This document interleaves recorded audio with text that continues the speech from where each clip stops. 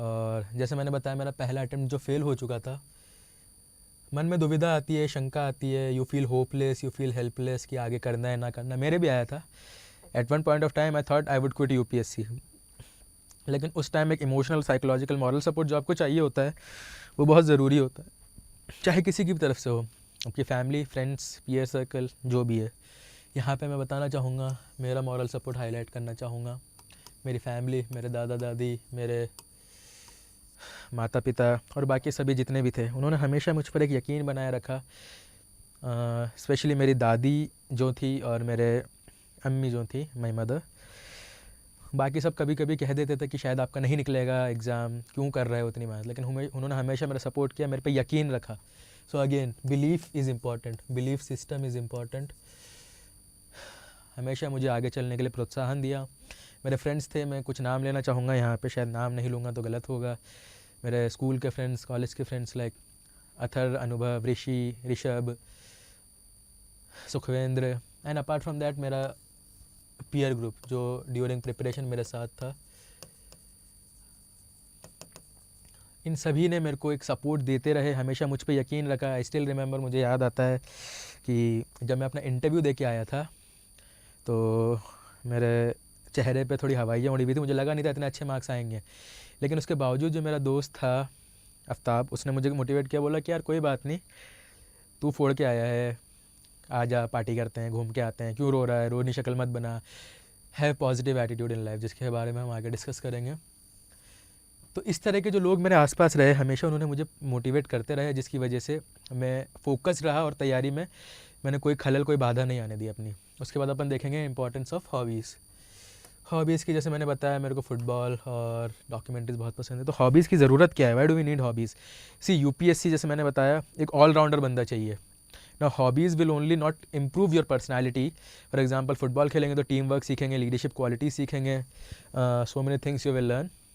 लेकिन साथ ही साथ आपको डी स्ट्रेस करेगी।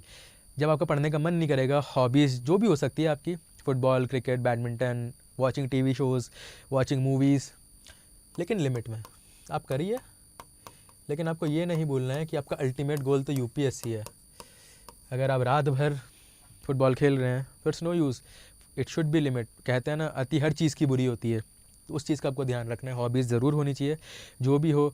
इंस्टाग्राम भी आप चलाइए, व्हाट्सएप भी आप चला सकते हैं, मैं कभी कभी, लेकिन लिमिट में। लेकिन अगर आप ये लिमिट में नहीं कर पा रहे हैं तो I will suggest, please, social media is a double aged sword, बहुत नुकसान है उसका, घंटों बीत जाते हैं पता नहीं चलता। अगर आप मैनेज नहीं कर सकते तो please I will not suggest. लेकिन अगर खुद पे कंट्रोल है, सेल्फ कंट्रोल है आपका, देन वेल एंड गुड। उसके बाद आता है stoicism and positive attitude. Make note of this, you can even write this in ethics and essay papers.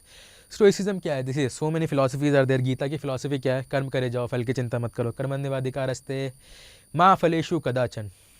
इस तरह से अलग अलग रिलीजन की, बुद्धा की फिलोसफी अलग है, जैनिज़्म में है। वैसे स्टोइसिज्म एक फ़िलासफ़ी थी जो एंशियंट ग्रीक और रोम में डेवलप हुई, जिसने मेरे को बहुत सहारा दिया, बहुत उम्मीद दी कि आगे कैसे बढ़ते जाना है, आपको हार नहीं माननी है।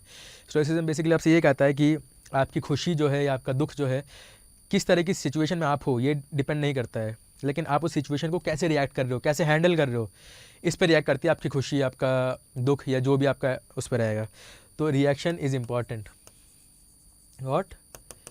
Reaction is more important than situation you are in, so that has to be done.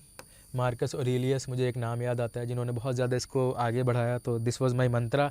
Apart from that, because of this I had this positive attitude in my second attempt. मुझे डेवलप होता गया, मुझे belief system आता रहा कि नहीं यार, मैं कर सकता हूँ, मैं क्यों नहीं कर सकता, जब बाकी सब कर सकते हैं। आई वुड यूज़ टू सी, यार इन्होंने कर लिया तो मुझ में ऐसी क्या कमी है। अजीम प्रेम जी का मुझे एक कोट याद आता है कि if people are not laughing at your goals then your goals are too small. तो बड़े गोल्स बना के पॉजिटिव एटीट्यूड रख के चलते रहिए, क्योंकि एपीजे अब्दुल कलाम ने एक जगह कहा था कि we may not be have equal opportunity और equal, sorry, I will repeat myself, we may not have all equal talent but we all have equal opportunity to develop that talent. Like for example, Messi talented person, Ronaldo not so talented. तो Ronaldo इतने talented होने की वजह से, I am sorry, hard work किया, अपने पे belief रखा। वो कहा करते थे, I am the best because I think I am the best. So you have to do that, you have to have that positive attitude and belief. Over नहीं करना है कुछ भी, लिमिट में हर चीज़। ठीक है, उसके बाद अपन चलते हैं इंस्पिरेशनल सेशंस। सेशंस में वीडियोस, बुक्स सब इंक्लूड होता है। सी, इनसे आपको सिर्फ मोटिवेट नहीं मिलेगा, you will learn a thing or two write in your answers, in your essay, in your ethics, because इतने सारे एनेक्डोट्स होते हैं, इतनी सारी कहानियाँ होती हैं जो हमें इनसे सुनने को मिलती हैं। तो किसी भी फील्ड से हो सकते हैं, ये फुटबॉलर हो सकते हैं, क्रिकेटर हो सकते हैं, सिविल सर्वेंट हो सकते हैं, so many things are there. जो भी आपको पसंद हो, रोनाल्डो हो या फेडरर हो, चाहे आपको इंदिरा नूई पसंद हो, सानिया नेहवाल, पीवी सिंधु ने कितना ज़्यादा अचीव किया है, द फोगाट सिस्टर्स दंगल में अपन ने देखा, तो इनकी इंस्पिरेशनल स्टोरीज से, हेलन केलर थी, देख नहीं पाती थी उसके बावजूद, बीथोवन थे, शायद उनके मोजार्ट या बीथोवन में कोई थे, इनके बारे में कहा जाता है उनकी आंखें नहीं थी, सॉरी उनके आवाज़ नहीं थी, आवाज़ सुनने की वो नहीं थी, कान में प्रॉब्लम थी, still they are considered one of the greatest music composers of all time, so you have to focus on that. Now lastly I will focus on the 3 Ds of success. What are the 3 Ds? Desire, determination and dedication. See, you need to have the desire कि मुझे ये करना है, एक आग होनी चाहिए।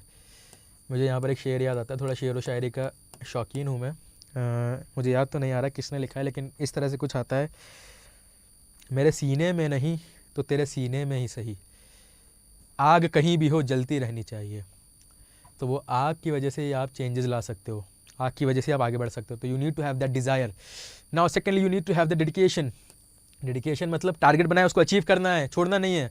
अगर डेडिकेशन आपका ऐसा रहा, फॉर एग्जाम्पल मैं आपको याद दिलाता हूँ, आपने डिसाइड किया कि मेरे को जीडीपी वाला टॉपिक खत्म करके ही सोना है, और आपका दोस्त आता है, वो बोलता है चलो भाई घूमने चलते हैं, आपकी गर्लफ्रेंड कॉल करती है, या कोई भी हो, आपकी वाइफ भी हो, पता नहीं यूपीएससी एस्पायरेंट्स की मैंने सुना ज़्यादा गर्लफ्रेंड्स होती नहीं, मेरी भी इतनी ज़्यादा नहीं थी, मतलब नहीं थी ज़्यादा तो क्या सॉरी। तो आपको डेडिकेटेड रखना है कि भाई मेरा डेडिकेशन क्या है, UPSC, my dedication is UPSC and I have to clear this at any cost, so that dedication will further move you forward. Last thing, determination.